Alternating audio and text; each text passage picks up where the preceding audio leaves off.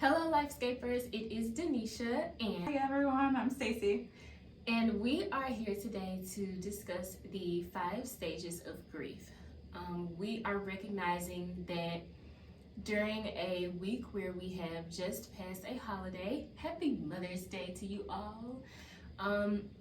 It's also an opportunity where some of us struggle, and because we are absent from our mothers, whether it's through social distancing or our mothers no longer being with us. And so it brought on the idea of, even with the absence of our mother, whether it is with other people, special events, certain things, we are going without. And so we wanted to just take some time and go over those stages of what grief looks like and how to acknowledge that. We're just gonna jump right in. Cool? Sounds good. Alrighty.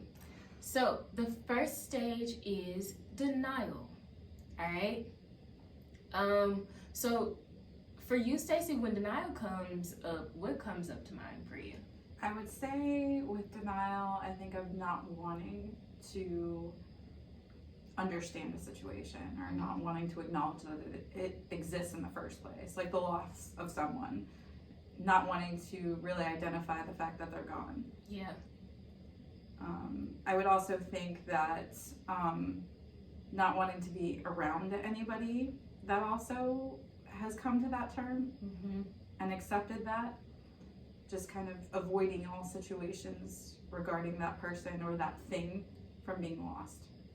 Yeah. When I don't want to accept something, it halts the ability to heal. Yes. Like it takes away from the reality thereof. For example, if I have lost someone or if I can't be around someone right now, what does that look like if I am in denial? It may mean that I don't even want to think about that person, speak their names. Anytime we discuss that person, I may want to even speak of them like they're still here, like in a present tense. Or you could pick up the phone and call them, or you could go do that thing that you've lost, and the loss didn't happen at all. Right, exactly. So I think denial can also be a protective factor. I agree. I think a lot of people use the denial to protect themselves from experiencing those feelings of hurt regarding losing someone or losing something, that really bothers them. They don't want to confront those feelings, so they deny the fact that it happened. Right. It's their way of coping with the situation. Yeah. When I have felt something that hurts me and I don't want to feel that, I protect myself from it.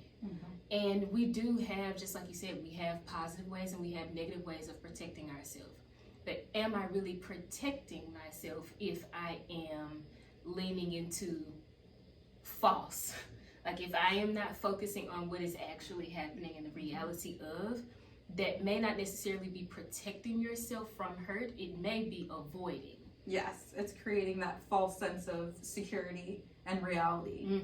And that could get to a point where that's what you believe is true. Yes. Instead of facing actual reality. And if I believe that that's true, then I get to a point where I'm refusing to move on. That's true. Like I'm in a refusal stage of acknowledging this person is gone. So I'm refusing of how do I live without this person? How do I go on and find different things to do if one thing that I'm used to doing I no longer have? True. So if I get stuck in the refusal stage, it completely stunts my ability to move forward.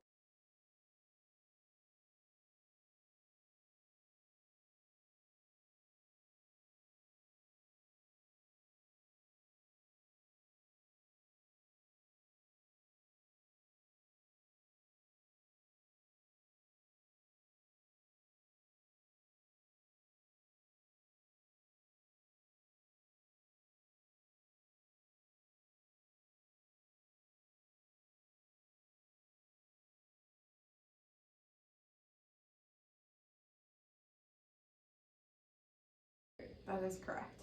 Um, Or desire to move forward. yes. You get stuck in this mindset of denial. It prevents you to want to heal yourself and to want to progress. Mm-hmm. Definitely. When we're thinking about how that builds up, the refusal, and then I'm taking all this time to avoid, right? Mm-hmm. I'm taking all this time to push away the reality. But then eventually reality is going to hit. Yes. It hits whether you like it or not. And so if I have not properly prepared myself for that reality, and sometimes, granted, that is understandable. We go through tragic loss and we are totally not prepared. Mm-hmm. But in the process of moving forward after that loss, if I'm not putting in any intention into recognizing that it is a loss, when reality hit, I'm probably upset, literally angry. Mm-hmm. That's the second stage. Which feeds into the anger and the negativity building over and over again. Yes. And the wanting to find something or someone to blame for whatever happened, whether it was losing someone or losing something or missing out on something. Mm-hmm. Just wanting to try and find a reason for it. Right. And not being able to. Yes. Yeah. And when we get into those moments of trying to find, well, what is the reason for this loss? Or what was the purpose that I'm no longer with this person? Or sometimes we may not always have solutions.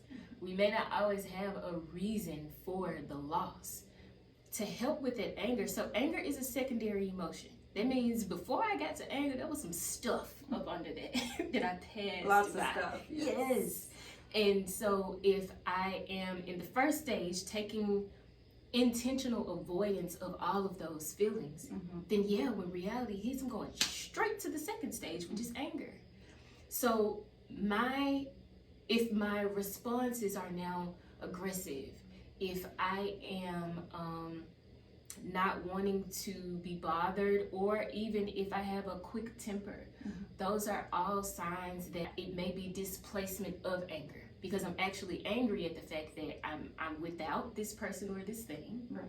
and I don't even have a reason or a sensible understanding for it. I think it's important to recognize too that anger is a very raw emotion and it's very easy to show. So a lot of times, like you said, anger is displaced. We are really feeling depressed or sad about a situation and it comes off as being angry. Yeah.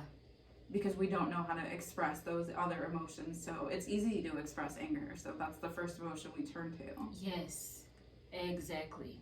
Speaking of, that is the third stage, depression. So you have a feeling and then you have a state of being. So we have sadness and then we have a state of depression. All right, so what are, for you, Stacey, what are some symptoms of depression? How do we even know that we have entered that state of being? Because some of us don't even know. No, I would agree with that. I think you kind of have to figure it out, and it's hard to figure it out at times as well. I would say the persistent feelings of sadness. A lot of times you can feel sad about a situation, but those feelings kind of ease up if you do something else, or there are other things out there that will work to help you feel better. But I would say when those feelings get persistent and don't seem to be easily kind of moved, or nothing really tends to help you get through them, I would say that's more of a state of being depressed versus just symptoms of. Yeah, definitely. So if I am in this state, sometimes I become comfortable in that. I am, what you mentioned to me earlier is like anchoring yourself in that. Can you describe what you meant by that? I would say like this feeling of, or this thought of, we have to be sad because we've lost somebody, or because we've lost something, that we have to, we feel like we should be upset about it. And to a point, I mean, we will be, but we don't have to stay in that sense of being, in that state of being. We can let some of that go, and just remembering that it's okay to heal. Yeah. And not be anchored down to those depressive symptoms or those depressed feelings. Yes. And being able to move through them.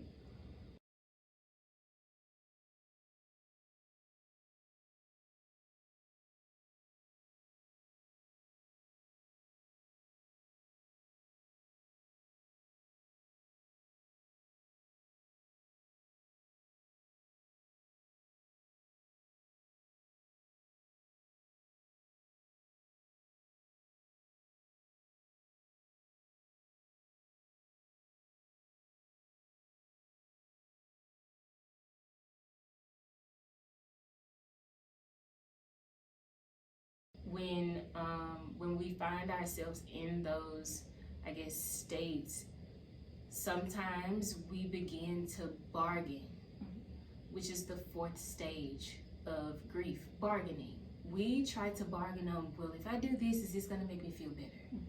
Or if some of us even bargain with higher powers of, if you can bring this person back to me, or we bargain with ourselves. yes, if I quit doing this, then everything will go well.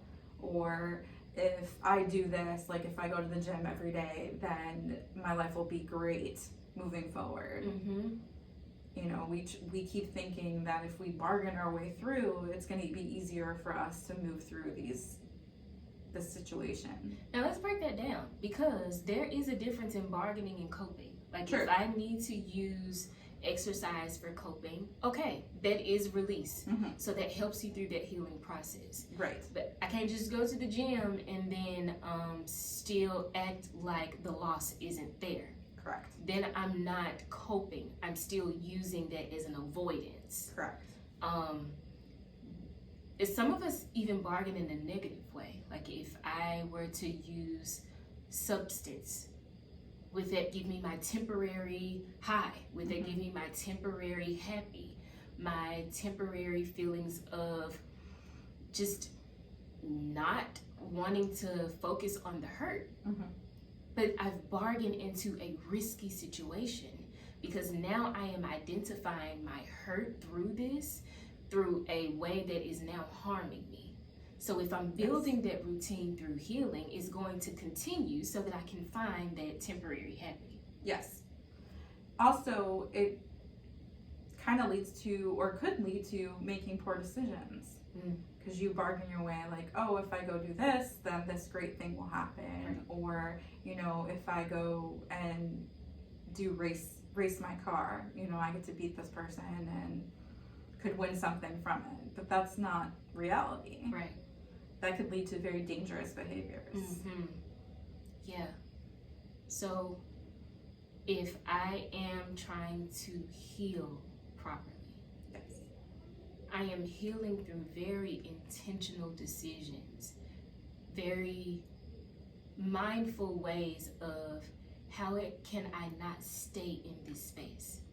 If especially if we are in the absence of someone, if someone is no longer with us, that void is within ourselves. Yes. Like, yeah, we are missing this person or this thing, but the void lives within us. Right. So it's how do I fulfill that void? And I think that comes through the last stage. I would agree with that. You know, I think recognizing that there is a situation that it did occur, whether it be the loss of someone or something, and identifying that it's not them who's you've really lost. You know, it's being with them. Yes, you're missing out on that, but once you accept that, it's easier to heal from it. Yeah. Acceptance also doesn't mean that you're gonna be completely fine with your acceptance. Or that you're over it. Yes, exactly. You don't have to be over a situation, over the loss, to be in acceptance. You know, acceptance, I would say, is also a state of being. You've accepted it, but it doesn't necessarily make it over. And it just helps you heal and be able to move on from it and move forward. Yeah. You're always going to feel the loss of someone or even something that was really important to you. However, you can heal from it and just utilize your coping skills and help you proceed with the rest of your life. And I think people take that in a negative way of saying, well, if I'm healing from this person, then that means I am forgetting them or moving on. No, that's not true. No, not at all. We find ways in the acceptance stage to honor ourselves while honoring them. Mm-hmm. So, for example, let's just use an example of this past holiday. This was, for some people, the first Mother's Day without their mothers, whether it was through distancing or our mothers not being with us. And I think holidays especially bring up grief all over again, because we're definitely missing that person at that very intricate time.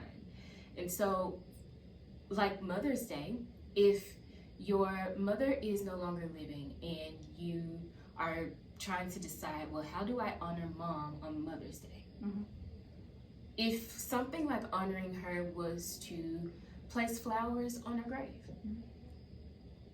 if I'm not in a space to do that, if I am not ready to do that, if I am feeling like it is taking a whole lot out of me to get up and go and do that, then maybe I'm not in the space to do that yet. Yes, and it's okay to do it in another way. Yes. You know, we have to remember that it's okay to honor ourselves. And that shows honor to the other person, the person that's passed or the person we don't get to see anymore. Mm-hmm. Because they would want us to be fulfilled and, you know, do what's best for ourselves. Yeah. Even like how we are finding different ways to honor ourselves through this pandemic. Mm-hmm. Like sure. with graduations. Yes. It is a matter of understanding what's important. Understanding that, so the loss of the action of just say me walking across the stage, mm-hmm. or me going to prom, or having a baby shower or a wedding. So that's the action. But what's the purpose? The purpose was still fulfilled. We still like our degrees. Right. We still get Your married. diploma. Yes. We still fulfilled our 12th grade year. Mm-hmm. These are the things that we have to find when we're talking about intentional healing and acceptance. I may go without the action. I may go without that person. But what was the purpose that was fulfilled through that? And honoring that, like honoring the time you got to spend with somebody, or honoring the fact that you've accomplished something such as graduating high school or graduating college. Yes. Just because you don't get to fully celebrate it at this moment doesn't mean that that accomplishment or honoring of that time isn't worth it. Right. Exactly. And I think the last thing for acceptance is just being okay with the absence of. Yes. If I am trying to just learn how to do without, mm-hmm. sometimes I have to learn to be okay with that. That is true. Like really being okay with, I may not be able to talk to mom anymore, but who is a person of support for me? I may not be able to do certain things, but how else am I channeling that need, mm-hmm. that value, and how I can move forward? So I hope that we shared some tips for you guys to intentionally heal whatever that loss looks like for you. Being mindful of ways that you can still pour into yourself, because conditions and people may leave, but what you have left is still yourself. And honor you. Yes. Be you. And it's okay to not be okay sometimes. Mm-hmm. As long as you work towards being better for yourself. Right. Exactly. So thank you guys Thank for you. watching this YouTube video today. We hope that it encourages you guys to, one, if you are going through a stage of grief, to identify the stage that you are in, to hold yourself accountable on how you are healing. And talk to somebody. Yes. You know, it's okay to talk to other people about your experiences and what you're going through, and, you know, have them help you. Exactly. They may not necessarily know exactly what you're feeling, but support through loss is very necessary. Yes, very much so. And that is regardless if it's a person or a thing.